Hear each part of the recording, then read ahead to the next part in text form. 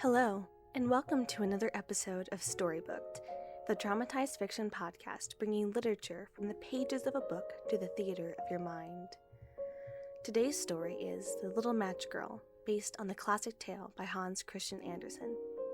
May this story of hopeful dreams amidst tragedy spark imagination in all of us. Now sit back and enjoy another tale on Storybooked.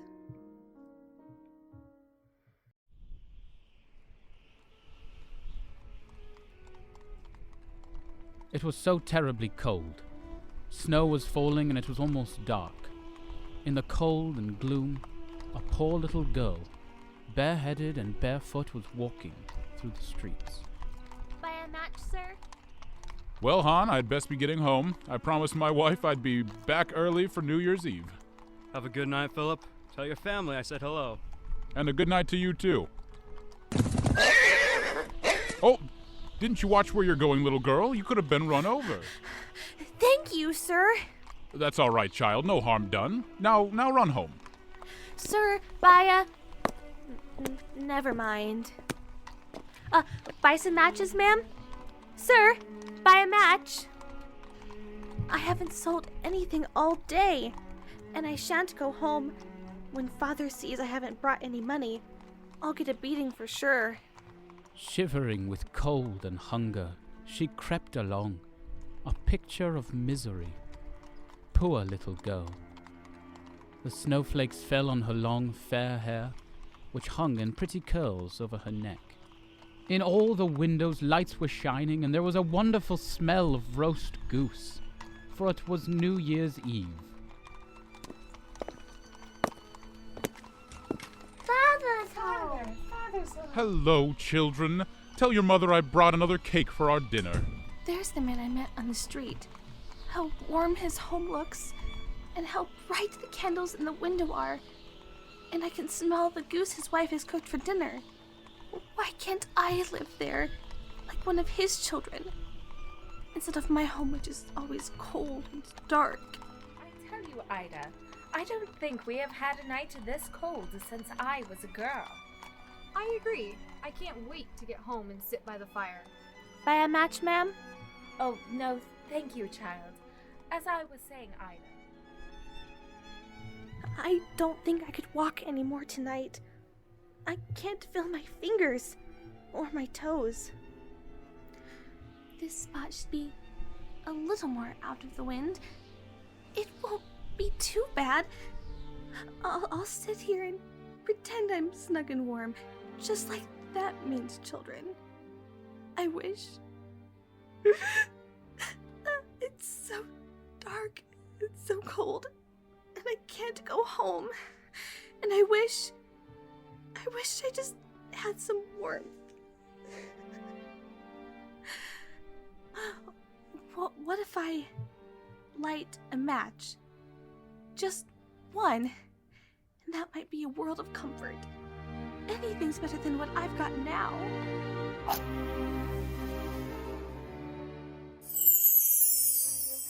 The match burned brightly, and when the light fell upon the wall, it became transparent, like a thin veil, and she could see through it into a room. You've outdone yourself, Lena. This might be the best New Year's Eve dinner yet. I think I'm as stuffed as the goose. You're such a joker, Philip. Can I have some more potatoes, Mother? Of course, Karl. There's plenty for everyone. Father, can we make some tea and sit by the fire while we eat our cake? Oh, I don't see why not, Clara. It's so warm in here. All the children have all the food they want, and they have a Christmas tree. Oh, it's already gone. Was it only the light from the match? It's as if I really were inside that man's house. Oh, I'll light another. Just one more can't hurt.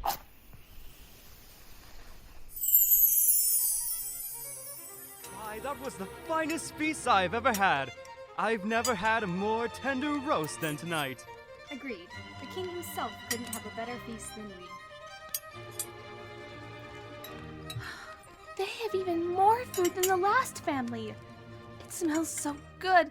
I could just reach out and take a bite. It feels real.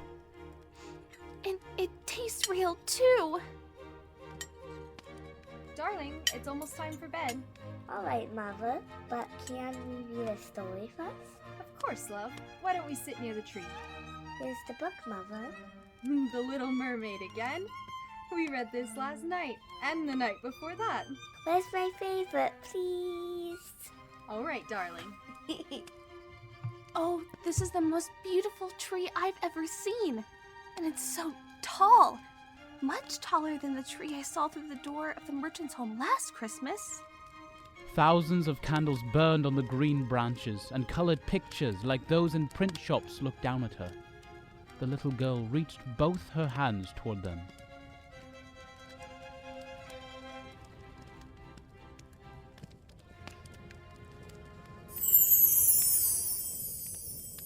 Wait, my match is out, but it's still bright and warm. The Christmas lights mounted higher. She saw them now as bright stars in the sky.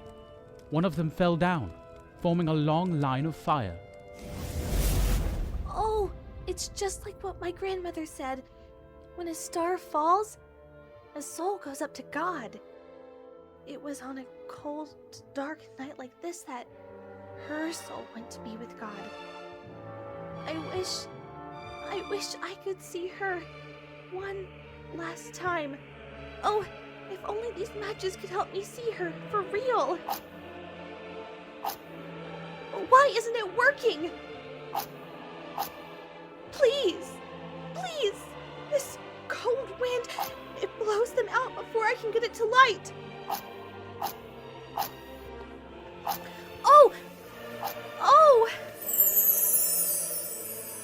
It became bright again, and in the glow the old grandmother stood, clear and shining, kind and lovely. Anneke, come here, my child. Grandmother, I thought I'd never see you again, ever. Grandmother, take me with you. I don't want you to disappear when the match burns out. I don't want you to vanish, like the warm fireplace, or the roast goose, or the big beautiful Christmas tree. I want to keep you with me always. Anneke, take my hand of love. Grandmother, let me go with you. The matches burned with such a glow that it became brighter than daylight. Grandmother had never been so grand and beautiful. She took the little girl in her arms, and both of them flew in brightness and joy above the earth, very, very high. And up there was neither cold, nor hunger, nor fear. They were with God.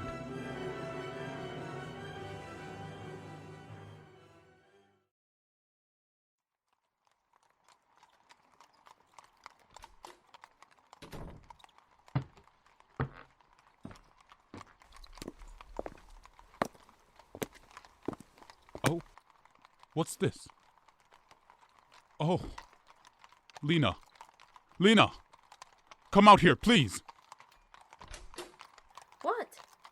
Oh no. Poor little thing. This is the little one that sells matches in the street, isn't it? I think so. Look, all her matches burned up. She must have tried to warm herself in the night. In the corner, leaning against the wall, sat the little girl, with red cheeks and smiling mouth, frozen to death on the last evening of the old year. No one imagined what beautiful things she had seen, and how happily she had gone with her old grandmother into the bright new year.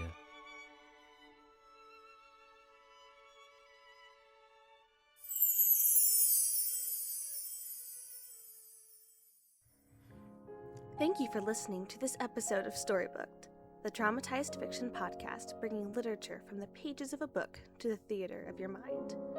This episode was adapted from The Little Match Girl by Hans Christian Andersen and dramatized, voiced, and produced by Audrey Burge. Additional voice talents include Matthew Holloway, Athan Sherbert, Emily Kowach, Kylie Carpenter, Abby Burge, and Caleb Burge. This story holds a special place in my heart. Anderson's tales were favorites of mine growing up, and I always felt a special connection to the little match girl, since I always found imagination to be a spark of hope during dark times. Thanks again for listening, and I look forward to your joining us in our next episode.